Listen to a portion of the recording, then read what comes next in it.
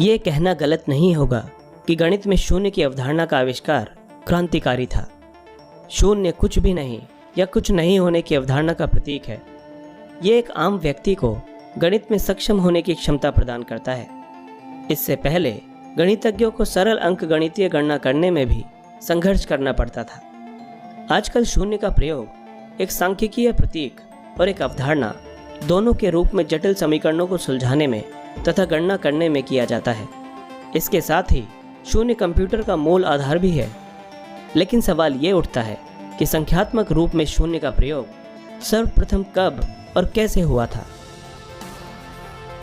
भारत में शून्य पूरी तरह से 5वीं शताब्दी के दौरान विकसित हुआ था, या फिर यूं कहें कि 5वीं शताब्दी में ही पहली बार भारत में शून्य की खोज हुई थी। वास्तव में भारतीय उपमहाद्वीप में गणित में शून्य का स्थान बहुत महत्वपूर्ण है। 3री या 4थी शताब्दी की बख्शाली पांडुलिपि में पहली बार शून्य दिखाई दिया था।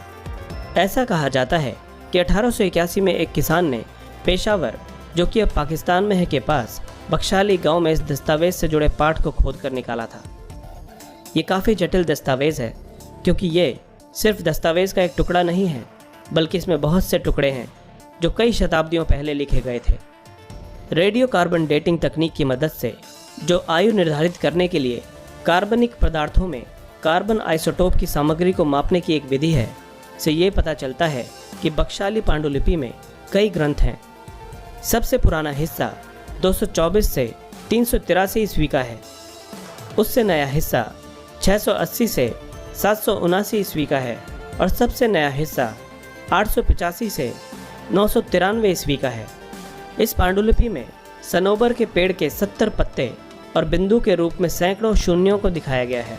उस समय ये डॉट्स संख्यात्मक रूप में शून्य नहीं थे, बल्कि 101 और 1100 जैसे बड़े संख्याओं के निर्माण के लिए इसे स्थान निर्धारक यानी कि प्लेस होल्डर अंक के रूप में इस्तेमाल किया गया था। पहले इन दस्तावेजों की सहायता से व्यापारियों को गणना करने में मदद मिलती थी।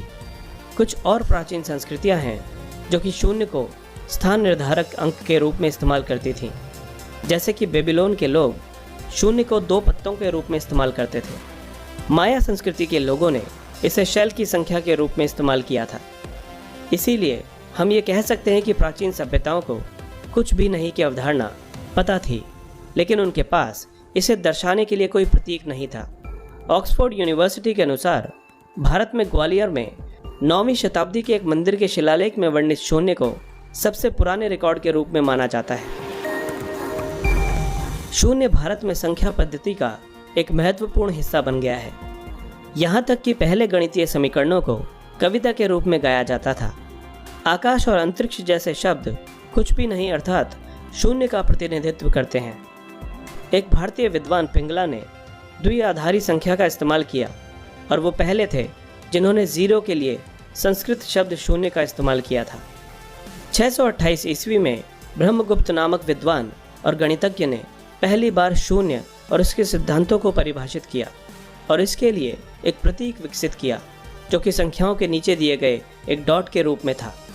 उन्होंने गणितीय संक्रियाओं अर्थात जोड़ और घटाव के लिए शून्य के प्रयोग से संबंधित नियम भी लिखे हैं। इसके बाद महान गणितज्ञ और खगोलविद आर्यभट्ट ने दशमलव प्रणाली में शून्य का इस्तेमाल किया था।